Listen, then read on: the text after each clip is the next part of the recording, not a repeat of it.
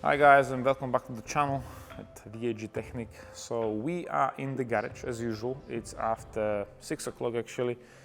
Today is Monday, quite busy day. We stripped the RS5 down, rock around failure as usual. I don't really film them on YouTube too much because it's the same old, same old. Yes, they keep failing, but it's not a material problem, it's just, it happened.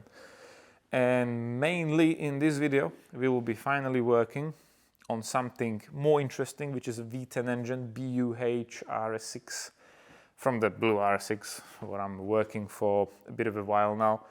And we finally have everything here. Meanwhile, I was contacted with a very special person from this industry, from a company called MRC.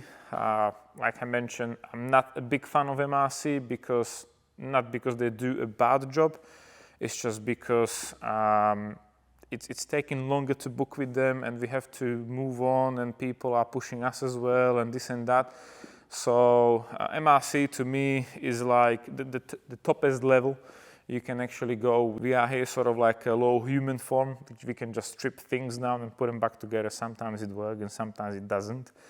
But yeah, I find out who was the previous owner of the blue RS6, and I must say thank you very much for helping me out, because Doug actually did guide me through about the spec if we want to go 2000 bhp, which saved me loads of time, saved me loads of hassle, and probably saved me loads of money as well, because all the knowledge which is known from the forums and stuff is just not enough to build such an engine for 1000 bhp, because you're always gonna hit a limitation on component here, component there, small bit here, small bit there.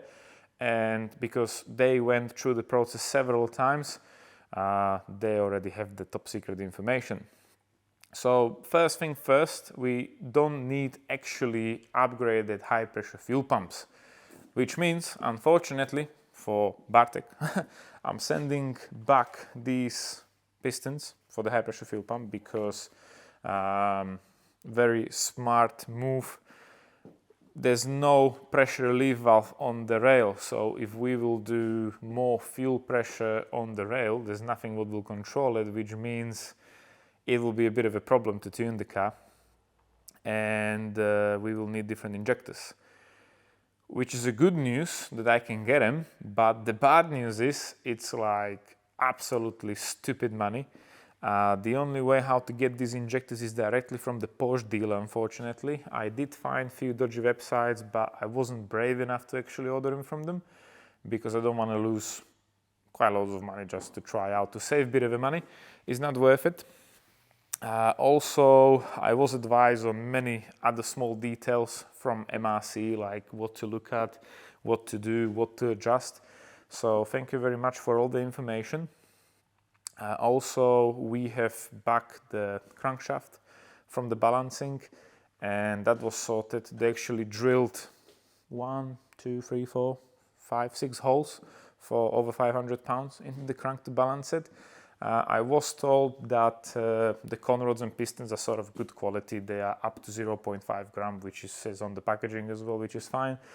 So we have everything ready here. I was waiting for the conrod bearings, which are genuine, because I did want to use the King Racing bearings. I mean, we will still use them, but we will only use the main ones, not the big end ones. And what else was missing? Crankshaft, block, bits and bobs here. So everything is actually ready. I got everything here from OM Parts from Slovakia, so thank you very much for supplying us. And I think we can actually get to work. But before that, when you remember, I was checking the weight difference, the conrod with the new piston compared to original conrod with the piston.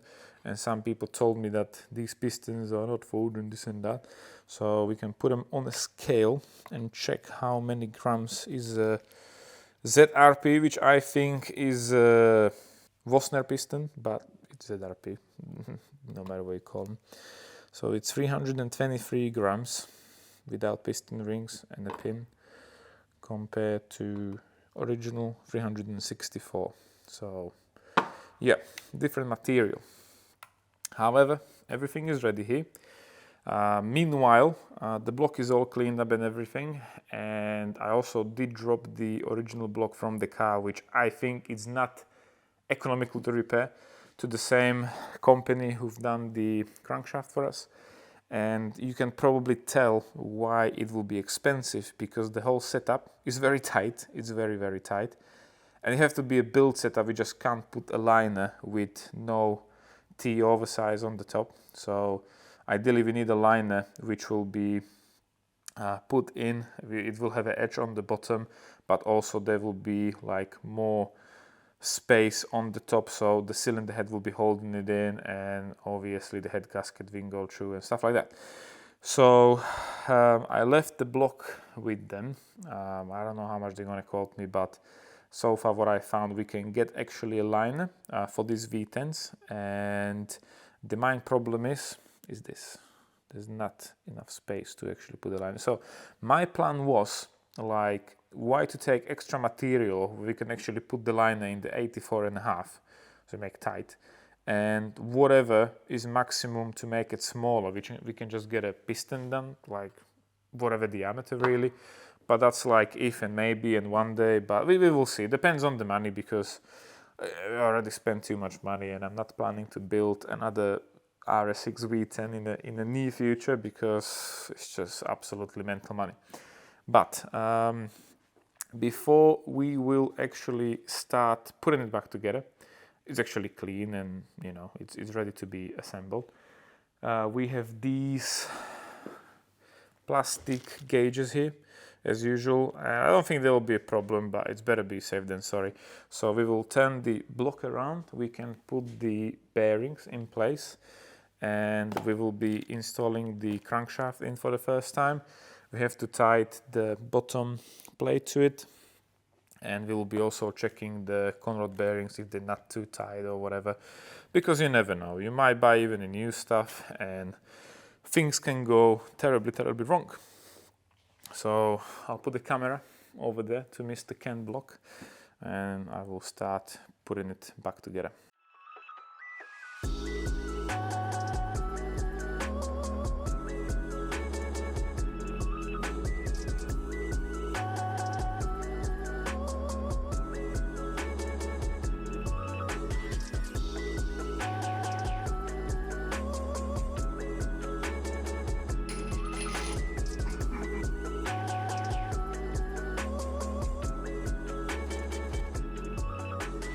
First step, we degrease the block with the bottom plate where the bearings go, so there's nothing what's like greasy, oily and stuff.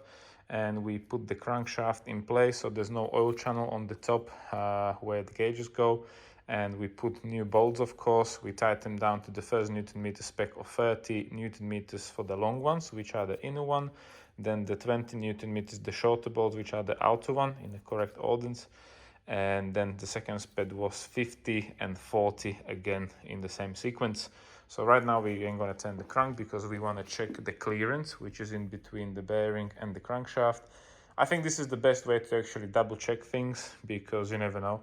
Maybe the bearing is faulty from the factory and we don't wanna have a problem. So we always check every engine what we're building with these gauges what we have, and it will nicely show you like what's the clearance.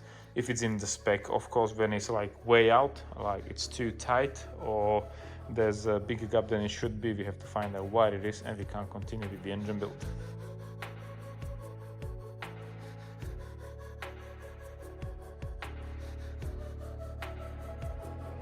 We did check it and I don't think we have like much of a difference, and it was a bit more clearance from the gearbox side towards the front. It was a tiny bit more tighter, but they're all of them close to 0.050, which I think is fine. We are using the King Racing bearings, which from the manual should be like a bit of a bit more clearance, so it should be floating on thicker oil film, which is probably better for the engine. And now we have to take it all out, clean it up, degrease it, and we will have to put some gaskets on the block and we can screw it back together with silicone, and we also have to put the new thrust bearings in there.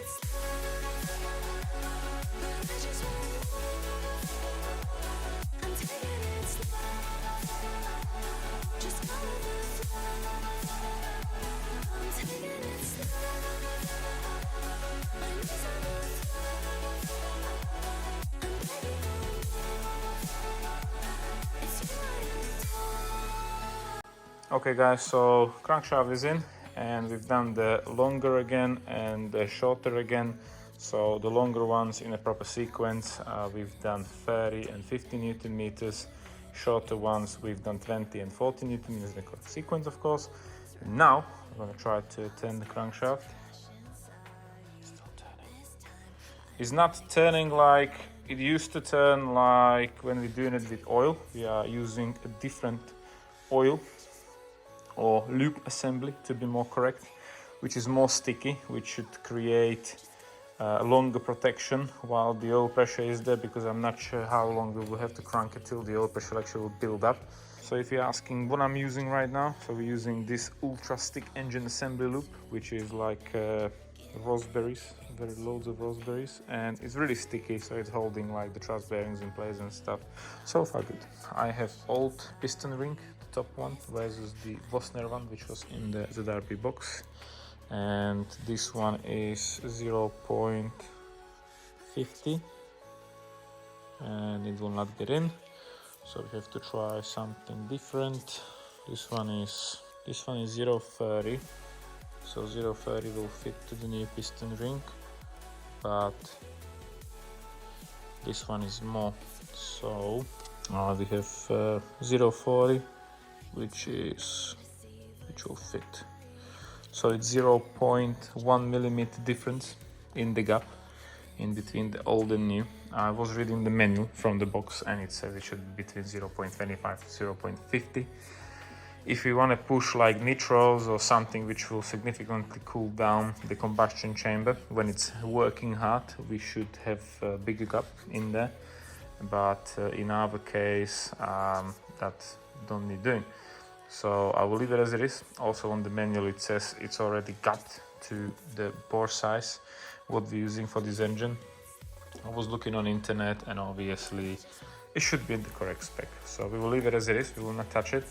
Next step is to put the piston rings onto the piston, and we will be putting them one by one. We also have to check the clearance on the conrod bearings, and when I be putting the piston rings I will always check them if we have that 0.30 gap on the ring and also on the bottom one.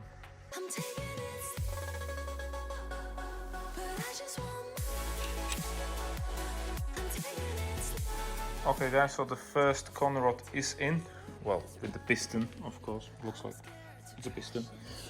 And we put the strip there, so we will measure right now how much clearance we have. We're just going to tighten it to 50 Newton meters. If we're going to be happy with the clearance, we have to, of course, clean it all up. We have to loop these bolts, also the surface where it's going to touch, and we will be tightening them to 50 Newton meters and 90 degrees.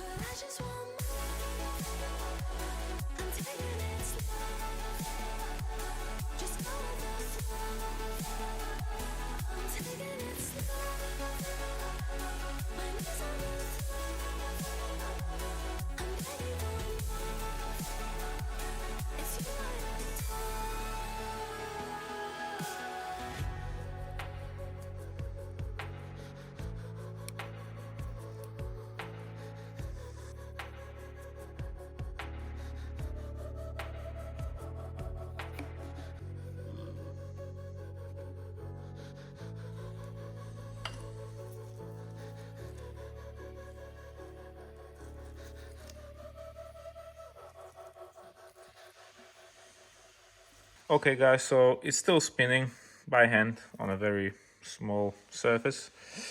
And next up we will continue with number 2 and 7. Checking the clearance. So far both of them are 0.50, 0.38, so happy with it, and I'm really hoping the rest of them will be the same.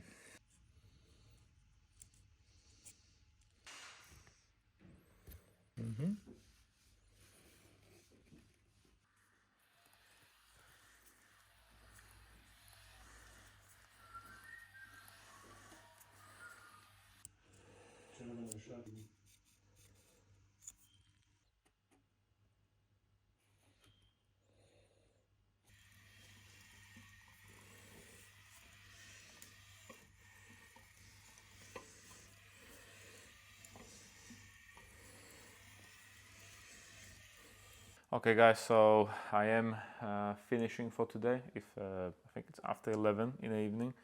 Tomorrow I'm gonna be here like before 6 because I gotta do a timing build on the Tiguan with water pump, and I'll continue tomorrow afternoon a bit. Again, so far we managed to put in 4 rods with pistons, always checking the piston rings and the clearances on the bearings just to be sure. It should be all good. There's no reason why it shouldn't be good actually, and once the bottom end is done, is actually a quick job afterwards. So the cylinder heads, timing and everything will be sort of a quite quick job to put it back together. And I'm really hoping in a couple of days the engine will be all done, ready to go in, and it will be a non-problematic start. So I'm going home guys, continue tomorrow.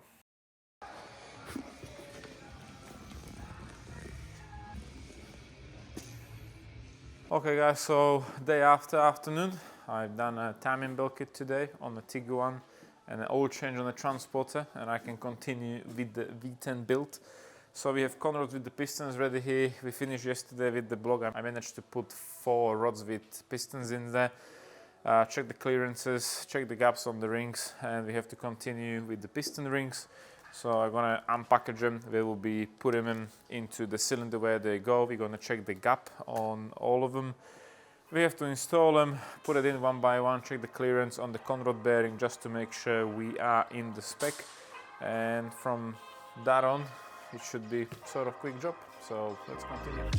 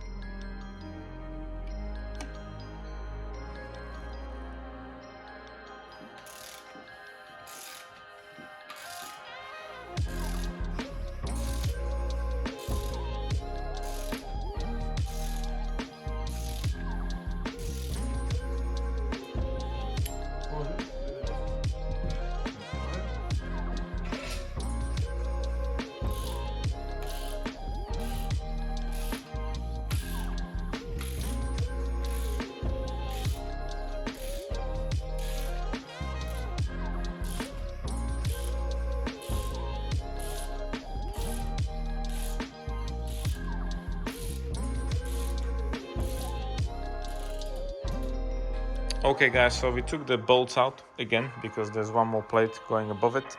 The crankshaft was spinning nicely, the whole engine is turning very nicely, I don't feel any resistance. All the bearings and stuff, I did check them, and I personally think there was difference in between the cylinders, like 0.05 up to 0.1 millimeter in the gapping. I didn't done anything with them. The box say like is ready to fit, so if it was like major difference I will probably adjust it or be more worried. We checked the clearance in between the conrod bearings, all of them. You can see the excess is very bad. That's why I'm doing it like this. I'm not doing it like off the block because it's moving and I can't really tighten it down. But all of them were 0.38, 0.50 clearance, which is all right. And yeah, we will continue, and afterwards we can probably continue with the chain setup on the back. Next.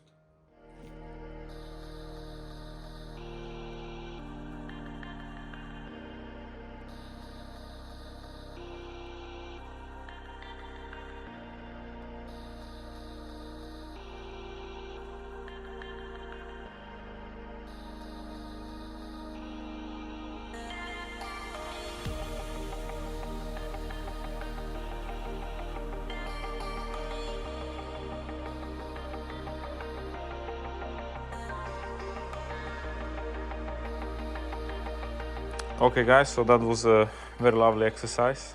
So the longer ones we tie them 30, then 50, then 90 and 90 again in the correct sequence, and the shorter ones we will swapping the sequences shorter longer. They went first 20, 40, then 90 degrees and 45 degrees. So it's all tight, it's really tight. We have to continue with the torque 30s, was missing in between, and I think then we can put the oil pump back on.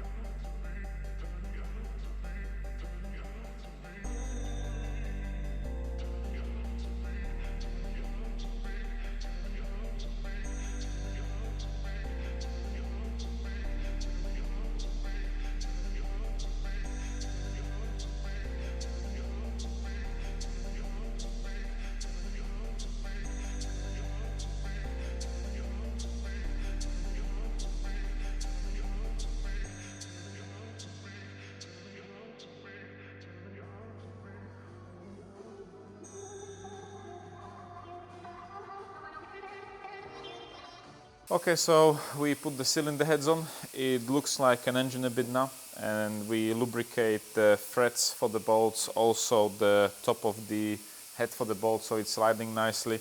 It was tied to 30, 60 Newton meters and then 2 times 90 degrees in a proper sequence. So it's all good. Next up, I will be putting the camshafts back on with the carriers. So far without the rocker arms or the hydraulic lifters, because I want to try if the camshaft is spinning nicely in the head. That should be fine. Then we're going to continue with the timing chains from the back and try to close the engine from the top. Then we will see what we're going to do next.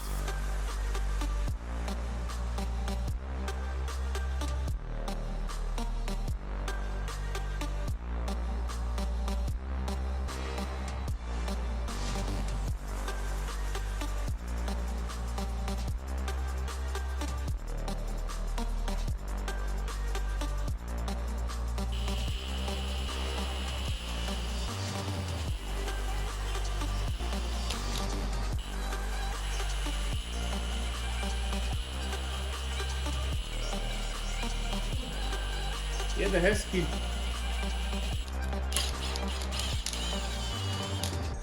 Dobre. Okay guys, so we tied it all down. I tried to turn the camshaft. Everything is fine. It's not seizing up at some point, which is good. So we gotta strip it all down again. We have to degrease everything ready for silicon. We will put new hydraulic lifters with the rocker arms. And then when it's all ready, we will continue with the timing chains, do the whole timing. We still have to check the other side how it is. So let's continue.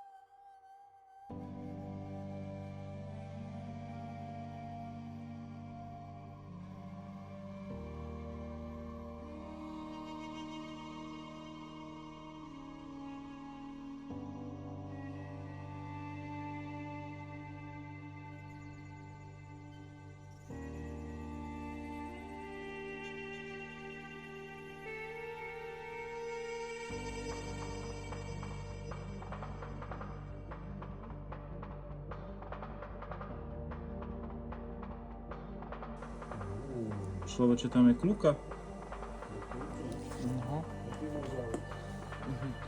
Takýto. Ja viem, to je na všetkých rovnaké, ale ešte neskončila sranda, samozrejme. Pretože teraz len začína tá práva zábava. Zistím, že treba robiť otočku niektorým smerom, ktorým mi to už nejde. Lebo som hlúpy.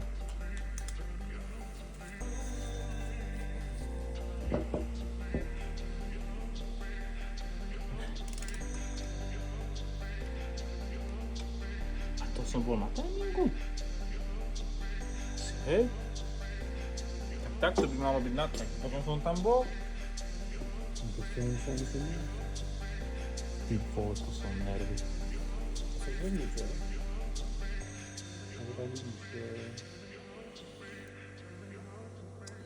No je tam zárez na tej kúpe.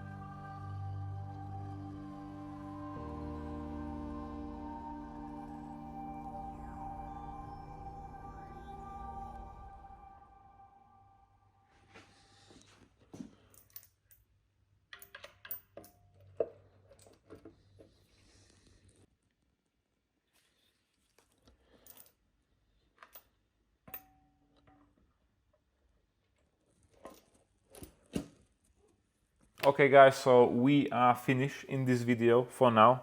Let's say the bare engine is put it back together. It looks much better than it was in a couple of days, like in all the boxes and shells, so it started to look like an engine a bit.